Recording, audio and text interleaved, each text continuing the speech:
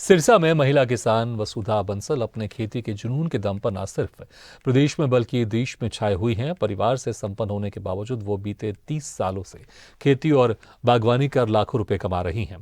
पहले उन्होंने परंपरागत खेती की, उसके बाद आधुनिक खेती को अपनाया। आज कई किसानों से प्रेरित होकर अपनी खेती को नए आयाम दे रहे हैं।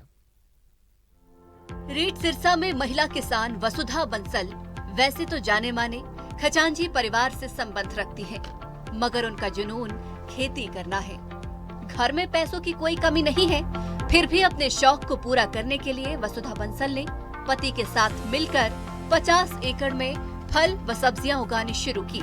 पहले वसुधा भी दूसरे किसानों की तरह परंपरागत खेती करती थी, लेकिन जैसे जैसे वक्त बदलता गया वैसे वैसे वसुधा ने भी अपने आप को वक्त के साथ आगे बढ़ने की सोच रखी और परंपरागत खेती को कम कर उसकी जगह आधुनिक खेती को तवज्जो दी।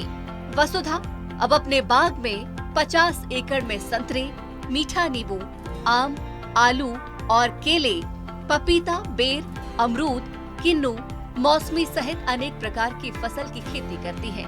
वसुधा को इस खेती से काफी मुनाफा होता है। मेरे को शुरू से ही पेड़ पौधे या बागवानी में इंटरेस्ट था और चांस की बात है कि शादी होके आई तो यहाँ पे हमारा मतलब मेरे ससुर का और हस्बैंड का काम यही था। पहले तो ये ठेके पे थी तो मैं आती तो हमेशा इनके साथ थी, हफ्ते में 2 बार 3 बार। और फिर जो वो लोग पुरानी पद्धति से कर रहे थे जिस और पढ़ते तो रहते ही थे क्योंकि इंटरेस्ट था। मैं करती हूँ इसमें मीठा नींबू एक है, हेल्थ के लिए होता है, ये मलेरिया वगैरह की दवाई बनती है, वो है, सिट्रस है, बेर है। और ओपन फील्ड में हम ज्वार करते हैं, मक्की करते हैं, आलू है। आप एक महिला जागरूक किसान हैं। दूसरे आसपास के जो एरियो में जो परंपरागत खेती करते हैं, मुनाफे का खेती अब नहीं रह गई है, ऐसा किसानों का मानना है। लेकिन अब जो ये नई टेक्निक आई है, इससे जाहिर है किसान भी संतुष्ट होते होंगे। किसानों को क्या आप मोटिवेट कर रही हैं कि इस तरह की खेती वो भी करें? बिल्कुल, मैं तो यही चाहूँगी कि करें किसान भी, और जिससे हमारी सॉइल जो है उसका बेटरमेंट होए और केमिकल कम से कम यूज़ हो। और मुनाफे में मैं नहीं कहती हूँ कि इस वाली खेती में हमें बहुत ज़्यादा मिलता है। हो सकता है कि 5 साल बाद इसके इफ़ेक्ट्स आने शुरू होंगे। अभी तो हमें वही लेवल है, कभी कभी हमें डाउन भी जाना पड़ता है, पर हमारी इससे सारा एनवायरनमेंट, सारी मिट्टी और जो अंदर पानी, सब कुछ बेटर हो रहा है। जैविक खेती का जो सरकार ने भी बीड़ा उठाया हुआ है, और उस बीड़ा उठाने के बाद से हम मोटिवेट भी हुए और हमने इस बात को समझा कि हम आगे आने वाली अपनी पीढ़ी को एक हेल्दी सॉइल देने की ज़्यादा हमें ज़रूरत है, ताकि वो आगे ना कि हमें रेगिस्तान देने की ज़रूरत है। और उसकी तरफ बढ़ते हुए हमने जो प्रयोग किए, सरकार के वैज्ञानिक इसमें शोध करते रहते हैं। मेरी वाइफ लगातार उनके संपर्क में रहती हैं, सेमिनार्स भी अटेंड करती हैं, वेबिनार भी अटेंड करती हैं। और सरकार को मैं इस सारे प्रयत्न के लिए बहुत हमारा प्रोत्साहन कर रही हैं। सरकार को बहुत मैं इसमें अपनी तरफ से बधाई के पात्र हैं वो, कि जो उन्होंने water conservation, soil health improve करने के लिए जो बीड़ा उठाया हुआ है, और हमें इसके प्रयोग मिल रहा है, इसके हमें जो है परिणाम मिल रहे हैं। अभी हम मल्चिंग कर रहे हैं, पराली जो अपने खेत की धान की पराली थी उसी से हमने बाग में मल्चिंग की है, और मल्चिंग के हमें बहुत अच्छे इफ़ेक्ट मिल रहे हैं। सर्दी से पौधों का बचाव हो रहा है, नीचे माइक्रोब्स और केंचुए पैदा हो रहे हैं, और जिनको उनका जो एक्सक्रीटा होता है केंचुओं का, वही खाद में तब्दील होके और जो है इसको पौधे को जो है नेचुरली वो जो है सारे माइक्रो न्यूट्रिएंट्स उपलब्ध हो रहे हैं। वसुधा पिछले 30 सालों से ज्यादा वक्त से खेती कर रही हैं।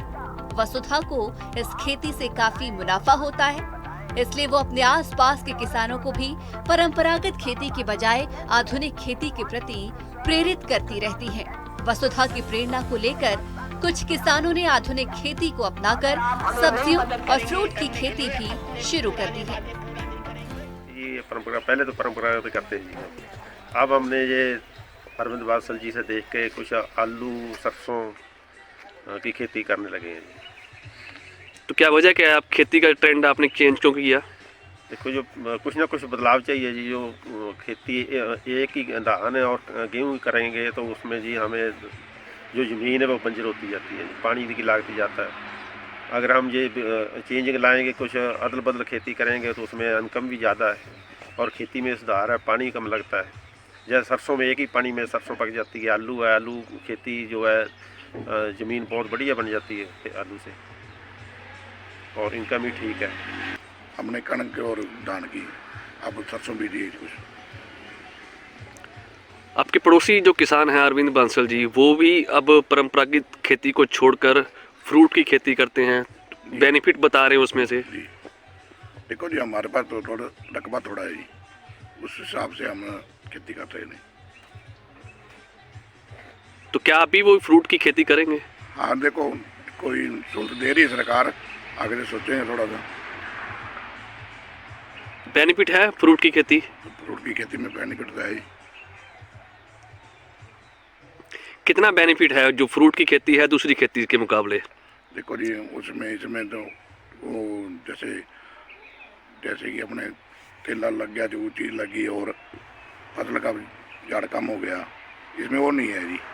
इसमें सब कुछ सही चलता है जी। वसुधा बंसल जितनी कुशलता से खेत संभालती हैं, उतनी कुशलता से घर संभालती हैं। घर परिवार के बाद वसुधा पूरा समय खेत व बगीचों में बिताती हैं। वसुधा अब ये जैविक खेती की ओर अग्रसर है। अब इनका फोकस पूरे बाग को जैविक खेती युक्त बनाना है। इन्होंने खुद के प्रयासों से खेत में केचुए की खाद तैयार की। इसके अलावा गोबर की खाद का प्रयोग भी ये खेतों व बाग में कर रही हैं। हाल ही में जैविक खेती के लिए इन्हें सरकार की तरफ से स्कॉप सर्टिफिकेट दिया गया है। सिरसा से ब्यूरो रिपोर्ट, स्वदेश न्यूज।